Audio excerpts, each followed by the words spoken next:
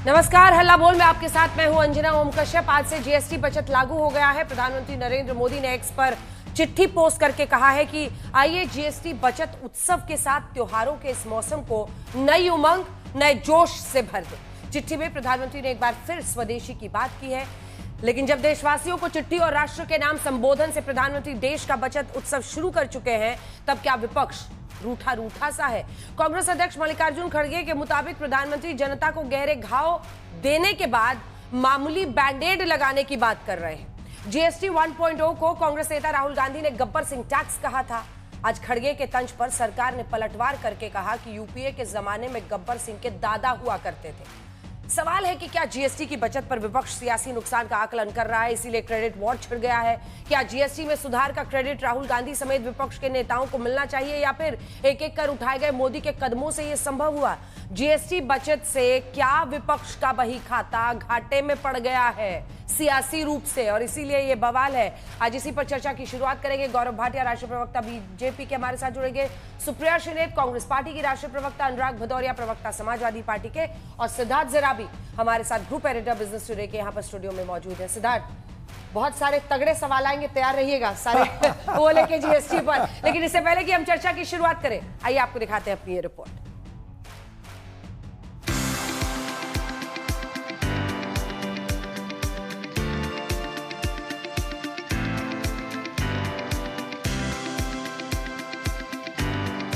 प्रधानमंत्री नरेंद्र मोदी के शब्दों में आज से जीएसटी बचत उत्सव का प्रारंभ हुआ है। लेकिन जीएसटी बचत का बम्पर सियासी फायदा कहीं बीजेपी ना ले जाए, इस पर नए सिरे से विपक्ष ने संग्राम छेड़ दिया है।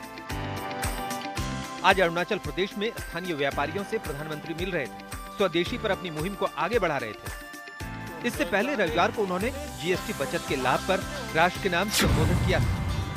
लेकिन प्रधानमंत्री के ऐसे प्रयासों के बीच कांग्रेस महासचिव जयराम रमेश नया शब्द लेकर आए, गवर्न इवेंट। कांग्रेस कह रही है कि उनके नेता राहुल गांधी के प्रयासों से जीएसटी की राहत मिली है। जुलाई 2017 में जीएसटी पहली बार लागू हुआ, तभी राहुल गांधी जी ने कहा, कांग्रेस पार्टी ने कहा, यह गब्बर सिंह टैक्स है। यह टैक्स नाइदर गुड है या सिंपल है, सरल नहीं है, अच्छा टैक्स नहीं है, ये खतरनाक रहेगा। 8 साल उन्होंने ये माना नहीं। जब टैरिफ मिला और मुसीबत आई, मजबूरी में उनको ये नया जीएसटी सिस्टम लाना पड़ा। देखिए, जीएसटी बचत उत्सव अगर प्रधानमंत्री को धन्यवाद देते हुए बनाना है, तो जीएसटी लूट उत्सव जो 8 साल चला, उसके लिए किसको धन्यवाद दिया जाए? जब मुख्यमंत्री थे तो जीएसटी बुरा था, जीएसटी का विरोध करते थे, जीएसटी नहीं लाने दिए। कांग्रेस अध्यक्ष मल्लिकार्जुन खड़गे ने रविवार को एक्स पोस्ट में लिखा था, 900 चूहे खाकर बिल्ली हज को चली। आपकी सरकार ने कांग्रेस के सरल और कुशल जीएसटी की बजाय अलग अलग 9 स्लैब से वसूली कर गब्बर सिंह टैक्स लगाया और 8 साल में 55 लाख करोड़ से ज्यादा वसूले। अब आप 2.5 लाख करोड़ के बचत उत्सव की बात करके जनता को गहरे घाव देने के बाद मामूली बैंडेड लगाने की बात कर रहे हैं। जनता कभी नहीं भूलेगी कि आपने उनके दाल, चावल, अनाज, पेंसिल, किताबें, इलाज, किसानों के ट्रैक्टर, सबसे जीएसटी वसूला था। आपकी सरकार को तो जनता से माफी मांगनी चाहिए। कांग्रेस के इस हमले के जवाब में सरकार ने जीएसटी पर यूपीए का आईना दिखाने की कोशिश की है। खड़गे जी से पूछिए कि आपके टाइम में सीमेंट का कितना था भाई, टैक्स की रेट कितनी थी? आपके टाइम में सैनिटरी पैड पे कितना टैक्स रेट था? आपके टाइम में फुटवेयर पे कितना टैक्स रेट था? क्या कहना चाहिए, गब्बर सिंह के भी बड़े दादा कांग्रेस थे। वैसे तो जीएसटी रिफॉर्म लागू करने की कोशिश यूपीए सरकार में भी हुई थी, लेकिन राज्यों के बीच सहमति नहीं बनी थी। 2011 में तत्कालीन प्रधानमंत्री मनमोहन सिंह ने गुजरात के मुख्यमंत्री के तौर पर नरेंद्र मोदी पर जीएसटी लागू करने में अड़ंगा लगाने का आरोप लगाया था। 2011 में नरेंद्र मोदी ने खुद पर लगे आरोपों का जवाब भी दिया था। भारत के वित्त मंत्री, उनके साथ मेरी मीटिंग गुजरात में हुई थी, और तब मैंने उनसे कहा था कि जब तक आप आईटी नेटवर्क खड़ा नहीं करते, जीएसटी कभी सफल नहीं हो सकता। राज्यों के आर्थिक हितों पर कोई खिलवाड़ नहीं होना चाहिए। ये न सिर्फ बीजेपी और भी राज्य बोल रहे हैं, राज्यों ने कभी असहयोग किया नहीं है। जो प्राथमिक काम करना चाहिए वह भी उन्होंने नहीं किया है। 2011 से देश आज बहुत आगे बढ़ गया है, लेकिन राजनीति वहीं अटकी पड़ी है। सिर्फ कांग्रेस नहीं, अन्य विपक्षी दल भी सरकार पर निशाना साध रहे हैं। সেন্ট্রাল গভর্নমেন্টের কোনো ক্রেডিট নেই। আমি এটা প্রথম দাবি করেছিলাম চিঠি লিখে। तो मास्टर स्ट्रोक चलाई ਜਾਂਦੇ ਨੇ, ਆਪ ਹੀ ਵਧਾਉਂਦੇ ਨੇ, ਆਪ ਹੀ ਘਟਾਉਂਦੇ ਨੇ, ਆਪ ਹੀ ਕਹਿੰਦੇ ਨੇ ਅੱਜ ਇਹ ਕਰਨ ਨਾਲ ਕਮਾਲ ਹੋ ਗਈ, ਆਪ ਹੀ ਉਹ ਸਕੀਮ ਨੂੰ ਵਾਪਸ ਲੈ ਕੇ ਕਹਿੰਦੇ ਨੇ ਅੱਜ ਇਹ ਕਰਨ ਨਾਲ ਕਮਾਲ ਹੋ ਗਈ। ਸੋ ਜੀਐਸਟੀ ਦੇ ਪੈਸੇ ਤਾਂ ਦੇ ਦੇਣ, ਰਾਜਾਂ ਦੇ ਜਿਹੜੇ ਹੱਕ ਨੇ ਉਹ ਤਾਂ ਬਣਦੇ ਨੇ, ਉਹ ਤਾਂ ਦੇ ਦੇਣ ਪਹਿਲਾਂ। आम खास गरीब अमीर सबको प्रभावित करने वाले जीएसटी राहत के सियासी मायने विपक्ष समझ रहा है, तो इधर जीएसटी पर प्रधानमंत्री के अलावा योगी आदित्यनाथ जैसे मुख्यमंत्री भी व्यापारियों से सीधे संवाद कर रहे हैं ताकि नैरेटिव की बाजी हाथ से न जाए। आज तक इसमें नैरेटिव की बाजीगरी कितनी होगी और आम आदमी के लिए कितनी राहत होगी, ये सब हम आपको बताएंगे। गौरव भाटिया हमारे साथ जुड़ गए हैं, प्रवक्ता बीजेपी के, सुप्रिया श्रीनेत प्रवक्ता कांग्रेस पार्टी की जुड़ गई हैं, अनुराग भदौरिया प्रवक्ता समाजवादी पार्टी के, और ग्रुप एडिटर बिजनेस टुडे के सिद्धार्थ जरा भी हमारे साथ है। लेकिन महीने के बजट में जो राहत आपको मिलने वाली है उसके मोटे मोटे तौर पर आंकड़े आपको बता देते हैं ताकि आप ही तय कीजिए कि ये बैंडेड है या बड़ी राहत है। क्योंकि 5,000 तक अगर आपका महीने का खर्च है तो आप 500 रुपए तक बचाएंगे, 10,000 तक का है तो आप 800 से 1,000 रुपए तक बचा सकते हैं। अगर 20,000 खर्च है आपका महीने का तो आप उस पर जो अनुमानों के आधार पर एक्सपर्ट्स का है तब आप 2,000 बचाएंगे, और अगर 50,000 तक है तो आप 5,000 तक बचा सकते हैं। अब देखिए जीएसटी में से कितनी बचत होगी, तो जो 30 टॉप सामान है जो आप खरीदते हैं, ये अगला ग्राफिक्स हमने आपके लिए बनाया है।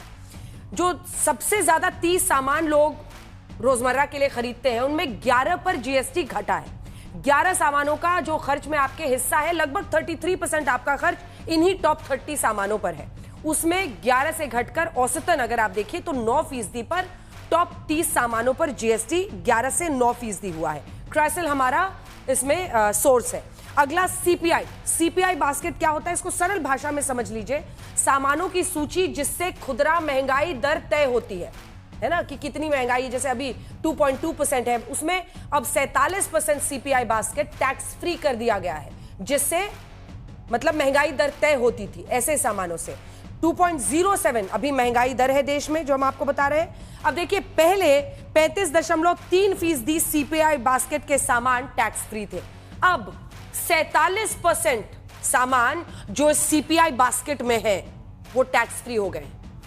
तो मोटे मोटे तौर पर इससे महंगाई दर पर भी असर पड़ेगा, वो भी कंट्रोल में आएगा। 35% से 47% सामान इसमें से जो सीपीआई तय करते हैं कि महंगाई दर क्या होगी, उनको टैक्स फ्री किया गया है। अब एक और सूची आपको हम दिखाना चाहते हैं कि स्वदेशी पुश जो प्रधानमंत्री नरेंद्र मोदी का है, उसमें आप देखिए चिप निर्माण से लेकर made in India, her chip से शिप जिसे अब कहा जा रहा है, उसमें क्या क्या बढ़ावा देने की कोशिशें हो रही है। चिप निर्माण योजना हो, डिजिटल अर्थव्यवस्था हो, सरकारी नीतियां हो, स्मार्टफोन, रक्षा सेक्टर। बीते 10 साल में इंडियन नेवी के 40 मेड इन इंडिया शिप और पनडुब्बियां उनके पास है। जीएसटी 2.0 से बड़ी उम्मीद क्यों है? जीएसटी के 2 स्लैब 5 और 18 जो कि अब 0 और 5 या 5% बेहद जरूरी सामान कर दिए गए हैं। लेकिन एक टाइमलाइन वाला ग्राफिक्स है जो हम आपको दिखाना चाहते हैं। साल 2000 में पहली जो कमेटी बनाई गई थी, देखिए क्योंकि क्रेडिट की भी एक लड़ाई छिड़ गई है तो उसका टाइमलाइन भी आपके सामने पूरा रख देते हैं। अटल सरकार ने समिति का गठन किया। 2003 में टैक्स सुधारों के लिए विजय केलकर समिति बनी। केलकर समिति ने जीएसटी की सिफारिश की साल 2005 में। उसके बाद 2006 में बजट भाषण में चिदंबरम ने 2010 से जीएसटी का ऐलान किया। 2011 प्रणब मुखर्जी ने 115वां संविधान संशोधन पेश किया।